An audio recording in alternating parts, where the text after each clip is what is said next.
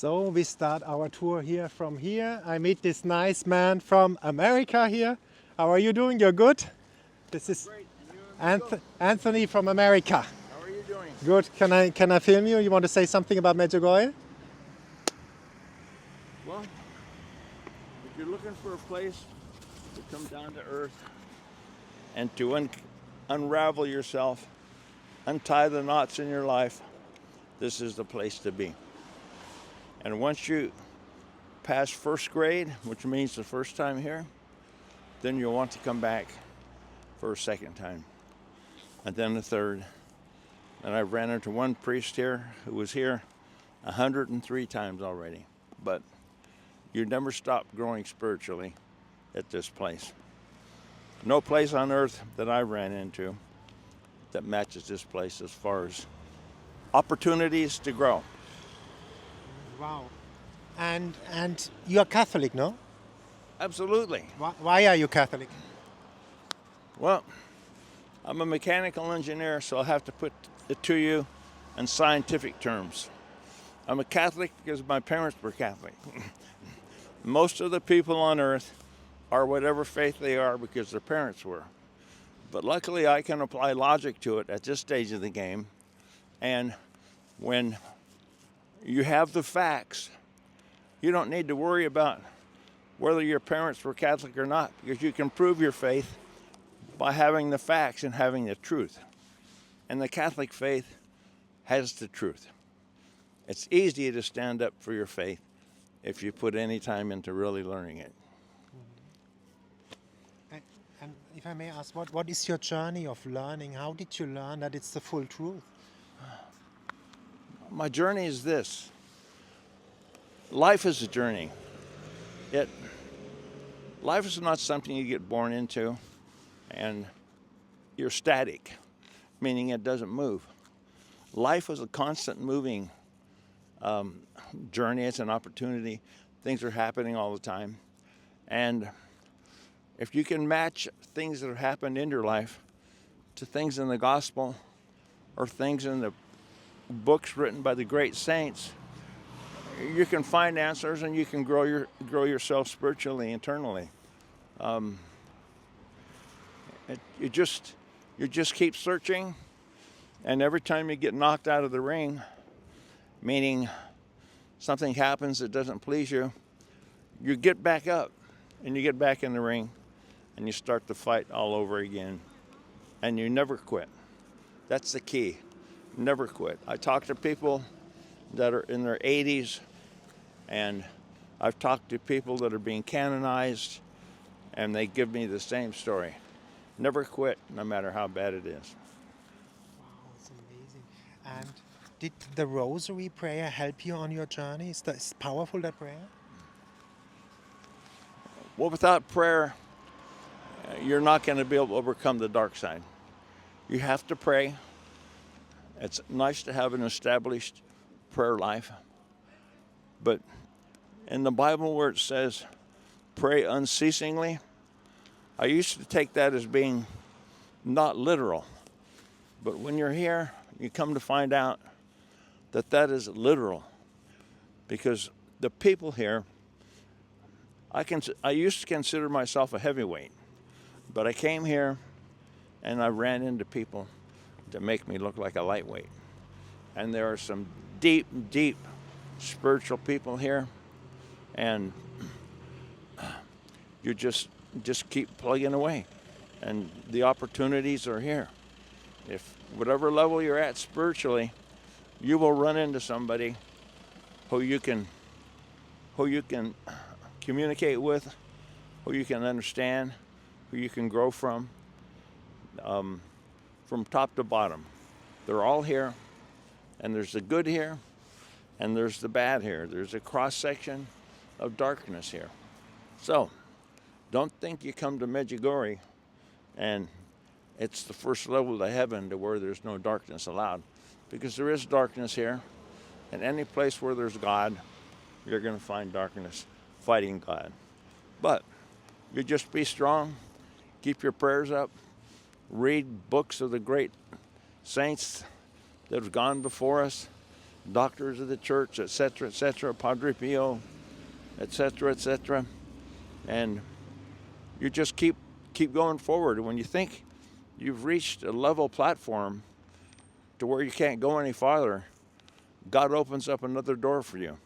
And lo and behold, there's an opening for your next level.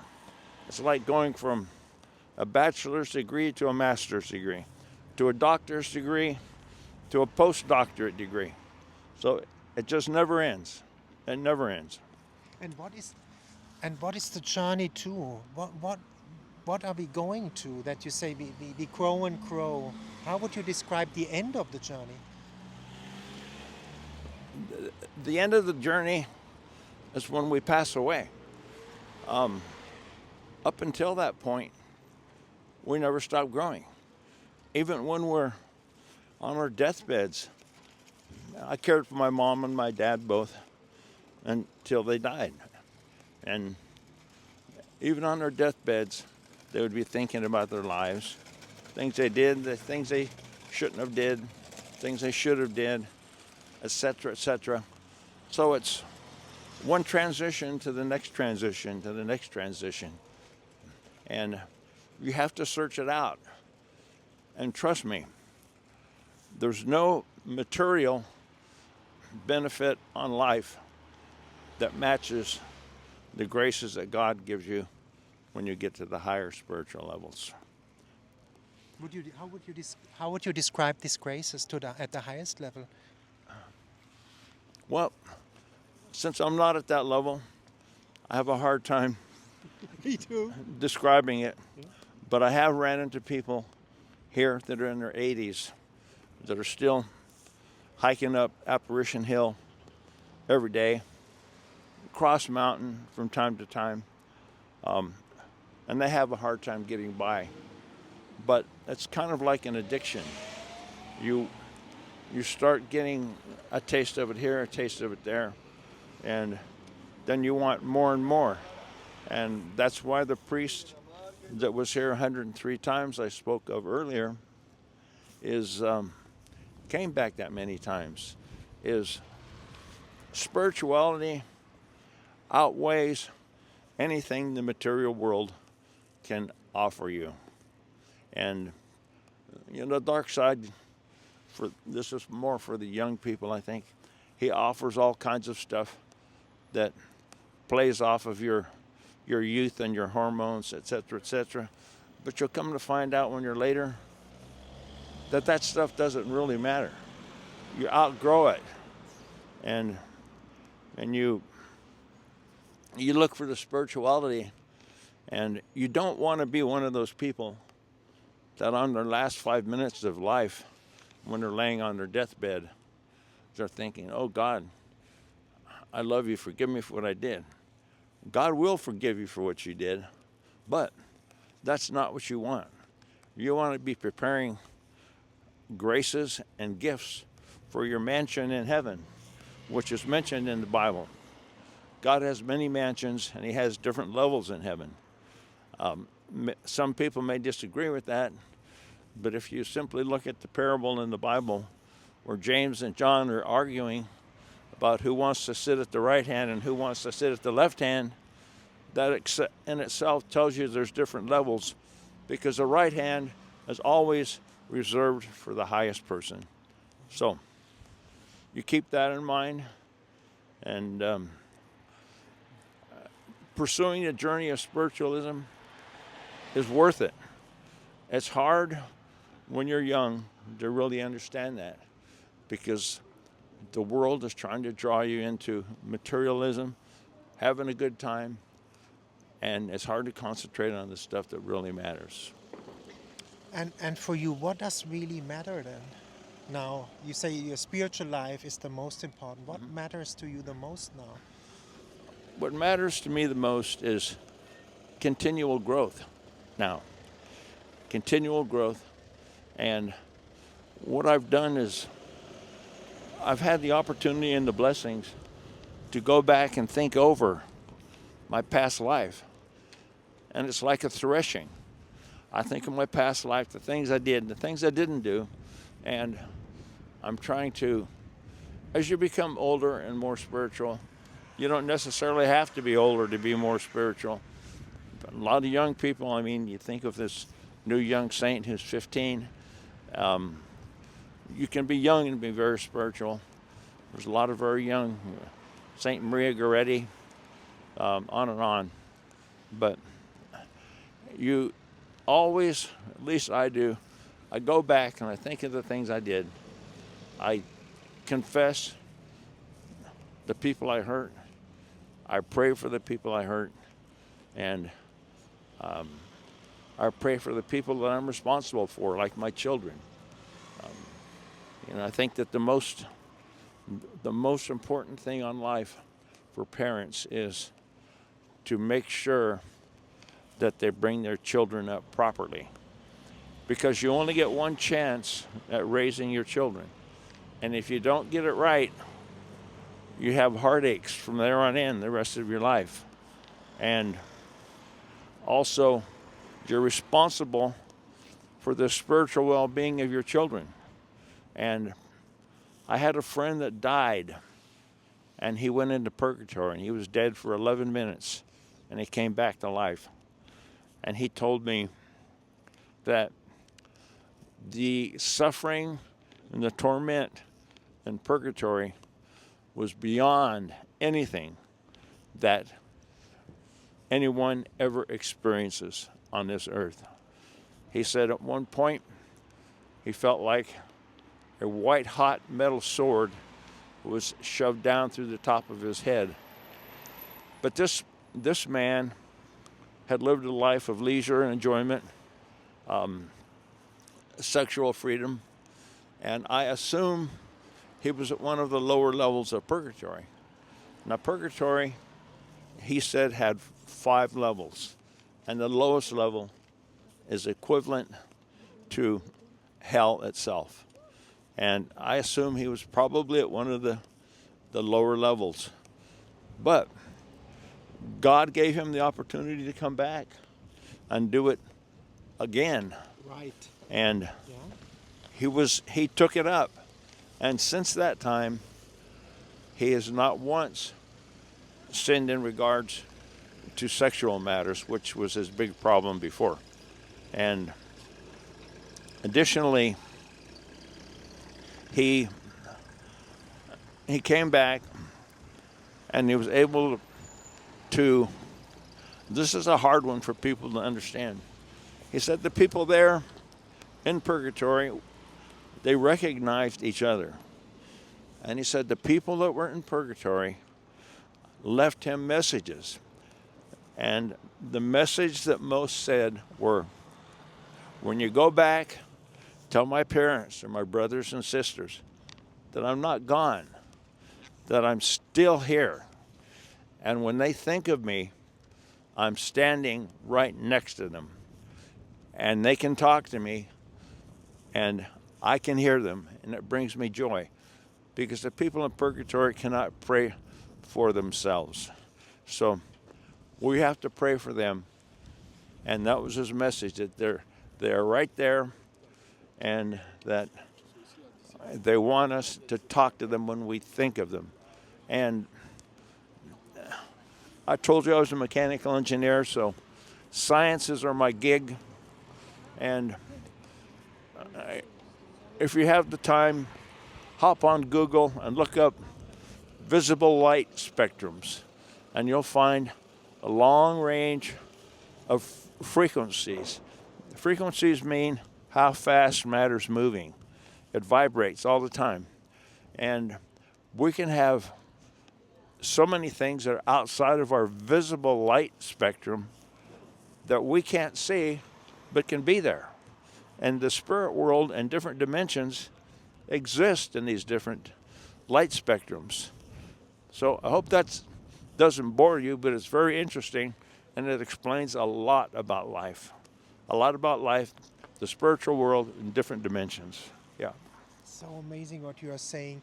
And you said you go to confession. A lot of people are scared to go to confession. What do you tell them about confession? What you would like to say? Confession is one of the greatest gifts that God gave us. If you take a look at some of the greatest saints that ever lived, and I'm going to use Padre Pio in this case, he would go to confession 2 or 3 times a day, believe it or not. And as you grow spiritually, the more conscious you become of your sins, of your weaknesses, and of things you need to improve on. When you first enter, we'll say, kindergarten, you're not aware of much and you're not held accountable by God for much. But as you grow older and older and you learn more and more and more, you're held more accountable. So the little things that you previously did not consider to be sins, as you become more spiritual, you come to the realization that they were sins. So you go to confession more. But you have to have your soul as clean as possible when you die, when you are being judged. And confession is that tool.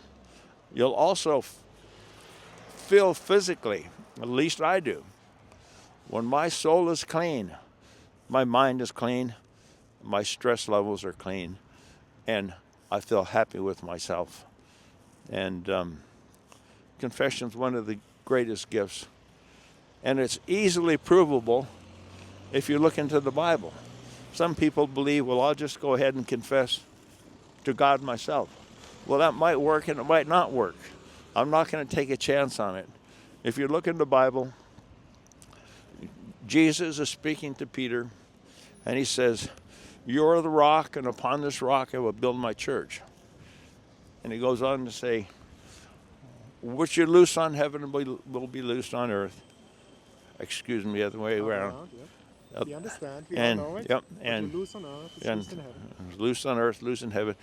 Whose sins you forgiven, they are forgiven, and whose sins you hold bound, they are held bound. Now, if anybody wants to argue with you about confession, that is about as clear and plain as it gets. So, look that one up in the Bible. I don't care which Bible it is, Protestant or Catholic, and it's all right there. Take advantage of confession. Can I ask a last question? Yes. There is, after confession, we say that we are in a state of grace. We can receive the Eucharist. A lot of people don't understand the Eucharist. What is the Eucharist for you? Well, the Eucharist is the true body of Christ. The true body of Christ. Now, this might be one of the things that comes to you when you reach a higher spiritual level. There's a book that I've read, and I don't sell this book. I'm not getting any kickbacks from it, but it's called Refugee from Heaven. I'll repeat that. Refugee from Heaven, and it was written by Cora Evans. She was a stigmatic, and she's going through the canonization process right now. But she best explains it. But in order for God to thrive, and in order for us to thrive, we thrive off of each other. It's called indwelling. I'll repeat that, indwelling. We take God into our bodies via the Eucharist, and He lives in us and gives us all the spiritual gifts. Without God, you cannot believe what your life would be like. There were 2 times in my life when I was younger, and I was in a horrible state of sin and almost died, and I was taken to the gates of hell. And this is true. You don't want to go there. Even to people that I most disliked in my life, I don't wish them that. I'll give you the very brief description of it. When I got into hell, I was very high on drugs. I used to use drugs when I was younger. At any rate, I got there and there were small demons coming from all directions. I didn't actually get into the inner parts of hell where the fires are. I was on the outer parts, the gates. And everything was gray and white and black. And there was nothing of color. There was nothing that was reflective of God or of life. And from the sky, there was a black soot falling at all times, like it was rain, but not rain. It was black soot. And the thing that was most terrifying to me is when you're there, you come to the realization that there's no way out. And this is your destiny for eternity. And there's no human being that I know that has a big enough vocabulary or is eloquent enough to describe it. But I've been in some really tough situations in life, but there's nothing that comes close to the terror of hell. And you don't want to go there. So now's the time to start working against it. There's no time that's too early. We were born, I'm going to quote St. Augustine, we were created by Christ in resonance with Christ. In other words, if he created us, we have to be reflective of who he is. Now,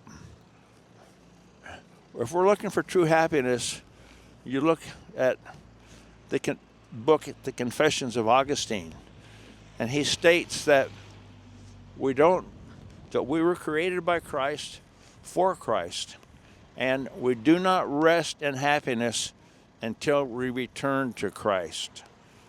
That's probably one of the strongest statements you'll ever hear in your life, and one of the most pleasing, and it sets that long-range target for you, which is always there. Think of that one. That's a good closing statement. Yes. And at the end, what would you? I thank you because it's so cold. What would you tell people why come to Medjugorje one time? People that are coming to Medjugorje the first time, I would tell them to have a guide for sure, and explain Medjugorje, the history, the layout, the geography, etc., etc. And I tell them that there is a war going on here between the dark and the light. So don't be misled by the dark things that you see. Pursue the light. It's there for the taking, and your entire life will be a battle. Your entire life will be a battle. It never ends. So just because this is a holy place doesn't mean you don't have to put out effort here. You've got to put effort out here. But it's a wonderful place to where if you're not deep into your spiritual journey, this is a good place to start. And coming from the United States, in the spiritual state that it is there, this place it's 180 degrees out. It's almost traumatic to go back to the United States after being here. Yeah, same Germany. And did you make the experience when you live in the intention, thy will be done, you're more in joy and peace in your life? Oh, absolutely. What's happening in the outside world right now, and it's easier for me to understand because I eclipse several generations. My father was a World War II vet, okay? So I can understand the way things used to be and the way things are now. But it used to be we were happy just to get something decent to eat 3 times a day. My family never had a new car. Most people never had a new car, okay? We just barely got by. And now there's so much luxury that people put that ahead of God. And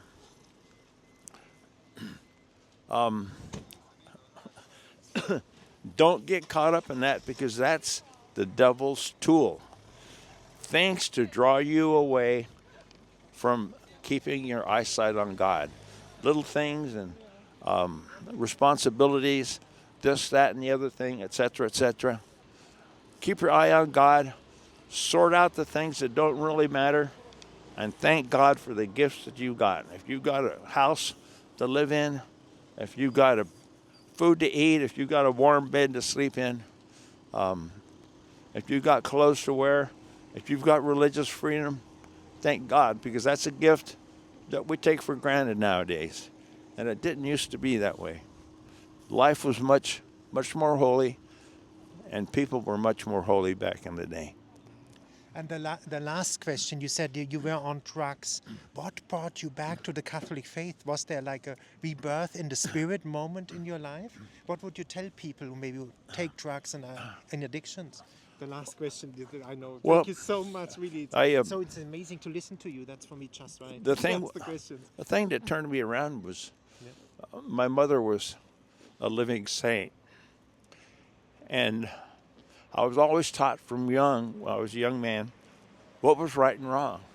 And I knew that drugs were wrong, okay? Now, I was never into heroin. I've never shot up in my life. It was just casual drugs, but enough to knock me out of the ring and to lower my inhibitions to where I would do things that I wouldn't typically do. But I knew that they were wrong. And I prayed, novenas, etc., etc. Get myself out and away from the places and people where the drugs took place. And there's nothing glamorous about it. The world today tries to speak of drugs as if they're glamorous. And yeah, they'll make you feel good for a while, but the sun always comes up tomorrow, and you got to deal with the hangover, the guilt, etc., tomorrow. There's no running from life. Life is here. You got to man up to it, pull yourself up to the table, expect to get knocked out of the ring from time to time, and when you do, just get back up and get back in the ring. Yes. What can I say? Thank you so much for that interview. Well, it's my pleasure that I can help other people out.